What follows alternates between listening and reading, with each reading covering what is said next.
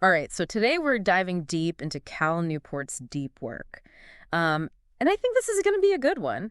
I think Okay. a lot of people are going to be able to get some good stuff out of I this. agree. So we're really going to be looking at how to develop this skill of deep work and why it's so important, especially in today's world. Yeah, it's more valuable now than ever. Yeah.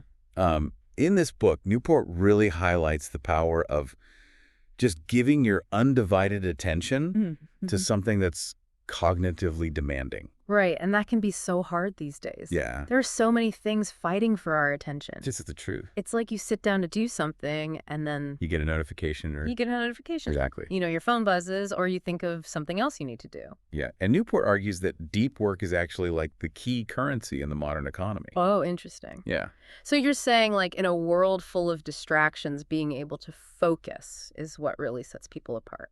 exactly. He says that economists are predicting that people who will thrive in the future are going to fall into three groups. Okay. The people who can work well with intelligent machines, Mm-hmm. superstars in their field, Okay. and owners of capital. Interesting. And deep work is crucial for all three of those groups. I can definitely see that. Yeah. Like, I can see how it would be important for people developing, cutting edge AI. For Absolutely. people, making big investment decisions. But how does that apply to kind of like everyone else? Think about it this way.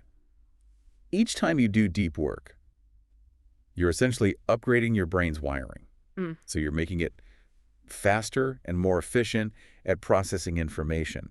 And that can be applied to any field where expertise is valuable. Gotcha. So whether you're a programmer or a writer or an analyst, developing that capacity for deep work can give you a serious edge. So basically, it's like a superpower for anyone who wants to excel at what they do. It is. Yeah. It is. And it's not just about career advancement either.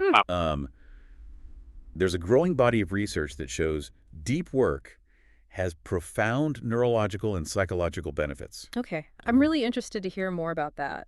Okay. What are some of those benefits? So deep work promotes the growth of myelin. Myelin.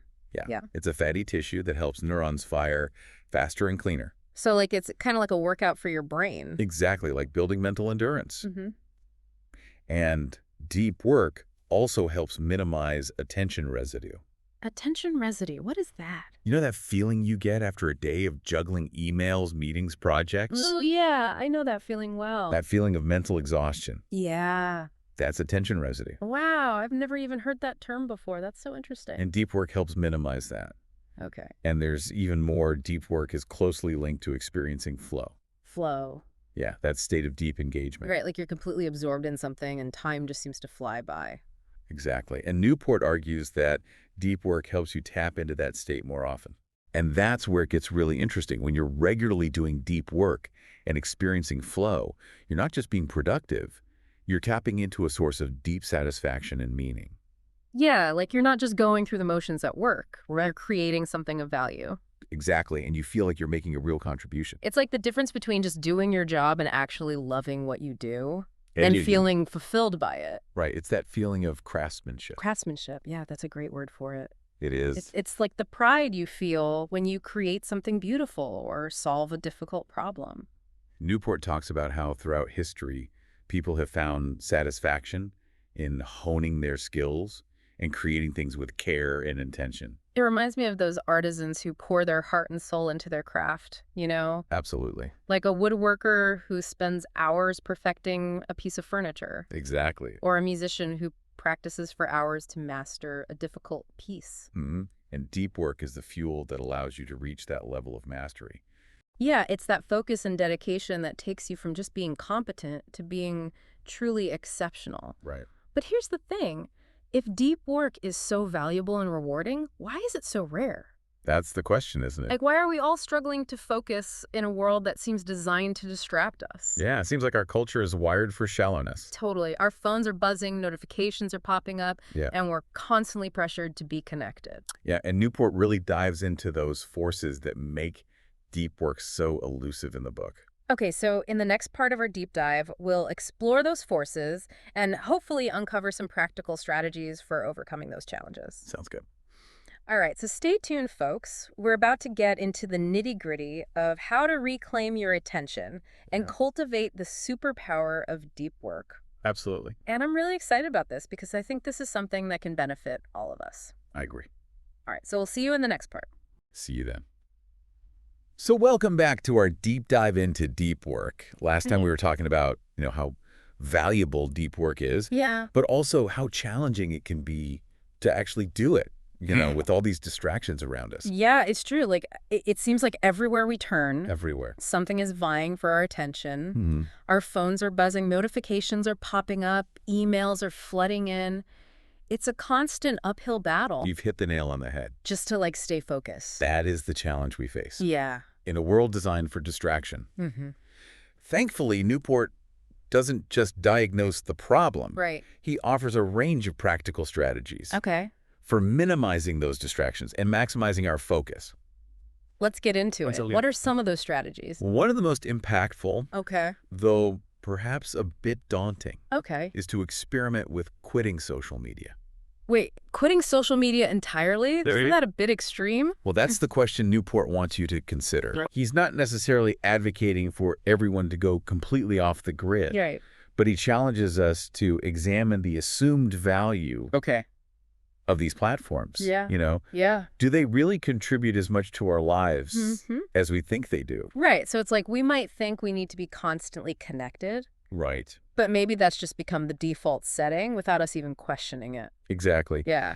And Newport argues that we often overestimate the benefits of social media Mm-hmm. while underestimating the costs in terms of our time, attention, even our well-being. Yeah, I think he has a point there. Mhm. I can't tell you how many times I've gone down like a social media rabbit hole. It's so easy to do. When I have so many other things I should be doing, it's like a black hole for productivity. It is, and that's why he suggests a 30-day social media fast Okay. as an experiment. Yeah. Just try disconnecting from all social media platforms for a month Okay. and see what happens. All right, I have to admit, that's an intriguing challenge. I'm curious to see how I would function without that constant stream of updates and notifications. Mhm. So what are some other ways to reclaim control over our time and attention? Well, Newport also suggests the seemingly radical idea Okay. of scheduling every minute of your day. Wait, every minute. Yeah. Every minute. I like having some flexibility in my schedule. Doesn't that sound a bit rigid? I understand that concern. Okay. But Newport's point is that this level of planning can actually be incredibly liberating. Okay. Because instead of constantly reacting to emails, meetings, and other people's demands, you become the architect of your own day. So it's not about becoming a robot, No. but rather being intentional about how you spend your time. Exactly. It's like you're creating a roadmap for your day that makes sure the most important work gets done. Yes. And you can still build in buffer time for unexpected tasks Mm-hmm. or simply for taking breaks Okay. and recharging. It's about proactively prioritizing deep work over shallow work. Speaking of shallow work, how do we even know which tasks are truly important and which ones are just distractions? Disguised as productivity, Yeah. that's where another of Newport's strategies comes in. Okay. Quantify the depth of every activity. Okay. Quantify the depth. Yeah. So how do you measure something like depth? Do you, give it a number rating? He has a clever way of doing this. Okay. He suggests asking yourself, Okay. how long would it take to train a smart, recent college graduate with no specialized training to do this task? Oh, okay. So if it would take a long time to train someone, that's probably deep work. Probably. And if it's something that you could teach someone pretty easily, that's probably shallow work. You got it. Okay, I like that it's like a quick gut check It is. to make sure you're focusing on the right things. Yes, and to solidify that focus. Okay. Newport suggests another strategy, Okay. which he calls fixed schedule productivity. Fixed schedule productivity. That's right. Okay. The core idea is to set a firm deadline for your workday, aiming to finish all your work by 5:30 p.m. Hold on, a hard stop at 5:30. Yeah. Isn't that kind of going against the always-on culture that's so prevalent these days? It is. And Newport argues that this always-on mentality is actually counterproductive. Okay. Because by embracing fixed schedule productivity, you force yourself to be more efficient with your time. So it's about working smarter, not longer. Precisely. And by setting clear boundaries between work and personal life, Okay. you can prevent burnout Mm-hmm. and be fully present in both realms so you can relax in the evenings, Yeah. knowing that you gave it your best during the day. I can definitely see the appeal of that. It's so easy to let work bleed into our evenings and weekends. I know. constantly checking emails and feeling tethered to our Right, devices. it's a recipe for stress and unhappiness. Hmm. Fixed schedule productivity helps you reclaim control over your time and attention so you can be more intentional about how you spend those precious hours outside of work. This is starting to feel less like a productivity hack hmm and more like a philosophy for living a more balanced and fulfilling life. I think it's a great way to look at it. Yeah. And to help you achieve that balance, Newport offers some concrete tips Okay.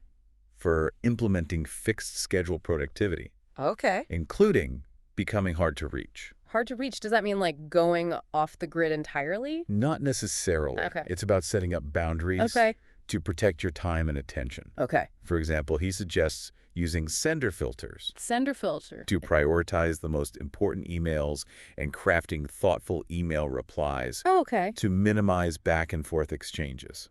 Gotcha. So it's about taking control of your inbox instead of letting it control you. Exactly. Yeah. It's about being proactive and strategic with your communication Mm. rather than constantly reacting to every message that comes in.